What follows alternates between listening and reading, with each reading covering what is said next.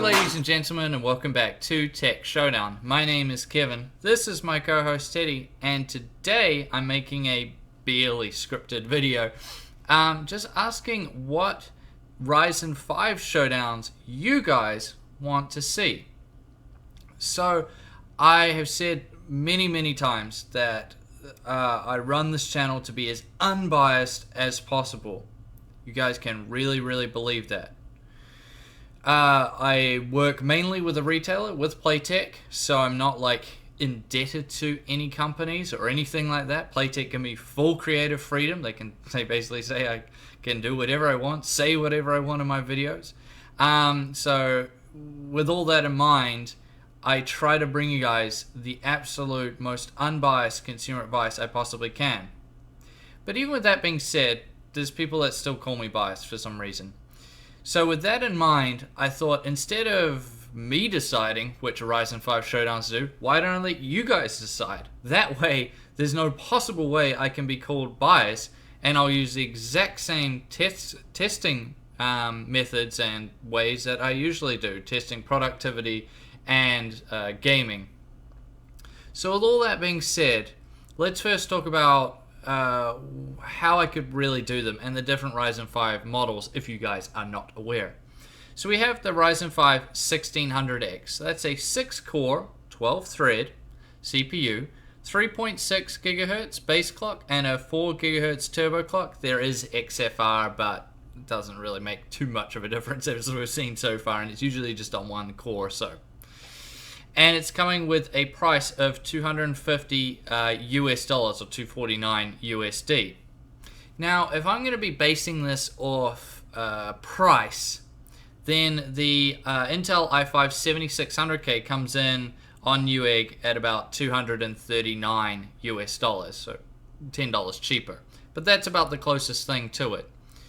Now, with that in mind, it leaves the decision in the sense of would you guys like me to compare it against what it's closest to in terms of price, or would you like me to compare it to what's closest to it in terms of cores, in which case I would do the 6800K, which is vastly more expensive. But I look at it from the perspective of if you're a person out there wanting to buy a 6-core CPU, say you're a creator who games like me, then maybe you might be considering, hey, I might look at this 1600X over the 6800K.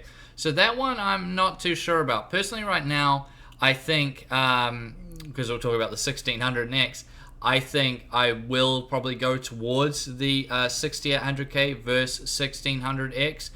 Of course, I'll bring price into it. So unless the 6800, blows it out of the water like there's no tomorrow, most likely it will be favored towards the 1600X, not because I'm being biased, but just because it's a 6-core CPU coming in with quite a load, like an i5 level price tag. But obviously we'll see when I get to doing the showdown, and I will be bringing an open mind to it. Now, the Ryzen 5 1600 is the same thing, 6-core, 12 threads, just lower clock speeds there, 3.2 GHz base, 3.6 turbo, no XFR. And it's coming in, all of these are unlocked, remember, all of them unlocked, you can overclock all of them. And it's coming in with a price tag of $219 USD. So the closest there is probably the 7600 non-K, which comes in at $229 USD on Newegg. That leaves us in a bit of a funny situation. I could do it against a 7600, but then a lot of people would probably attack me saying, well, who would buy that? Most people will buy the 7600K and overclock it, and that would be more fair for the Intel chips. That is technically true, and most people probably would do that. Then again, a lot of people tell me that they don't actually overclock or aren't interested in overclocking, so there's that side of it too. That one's going to be quite difficult. Personally, I think we'd be best doing it against the 7600K, that one, because they are coming in similar price tag. Obviously, the 1600 is a little bit lower, and I will take that into consideration, but I think that one would probably be the most fair to do. And then, of course, we do the 1600X against the 6800K. Now if we go down to the 4 cores, we have the Ryzen 5 1500X. That's a 4 core, 8 thread CPU, 3.5 GHz base and a 3.7 GHz turbo. And that's coming in with a excuse me, price of $190 US. I don't cut my videos, guys. Let's keep it raw, keep it going. So yeah, $189 US, and the closest there would be the i5 7500K. That's coming at $199, and that's one I think would be quite good to do because that's actually cheaper than the i5 7500. Obviously, that CPU cannot overclock, as opposed to the 1500X, which will be able to. So that could be quite an interesting one to do, and I think that's the one I'll trend towards in that aspect.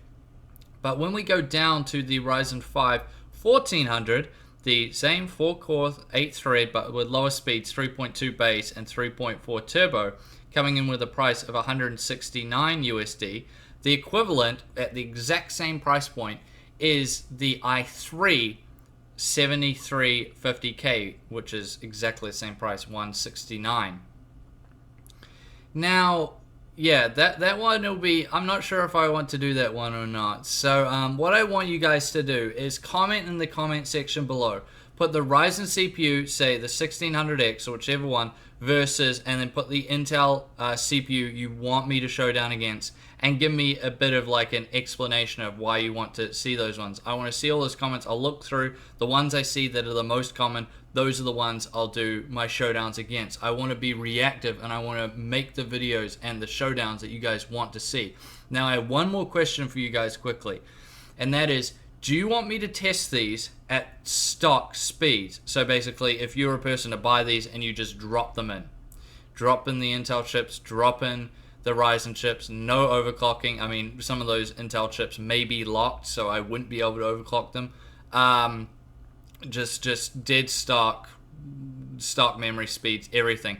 Or do you want me to do a max OC? So if the chips are unlocked, all the Ryzens are, but if the Intels are as well, do you want me to overclock them as high as they go? Take the memory as high as they go to really show the potential of these chips? I ask you guys because I generally would like to trend towards the overclocking one if possible, but then a lot of people commented to me and told me that many of you guys don't overclock or aren't interested in overclocking. You'd much rather see the stock results. So that's my second question I want to ask you guys. Do you want to see the max OC or do you want to see stock speeds? Let me know in the comment section down below, and I'll read through all your guys' comments, and the ones I see the most will be what I do with my showdowns. Hopefully I'll be getting all 4 of those Ryzen chips, but I may only end up with 2 of them to start with, and we'd have to do the other 2 a bit later on. But of course I'll take all of your comments into consideration. I thank you guys so much for watching my channel. It's really great that you guys stick around here, and I will be rewarding my loyal fans soon with a really great giveaway, so you guys definitely want to stick around for that. I thank you all for watching this video, and I'll see you guys next time.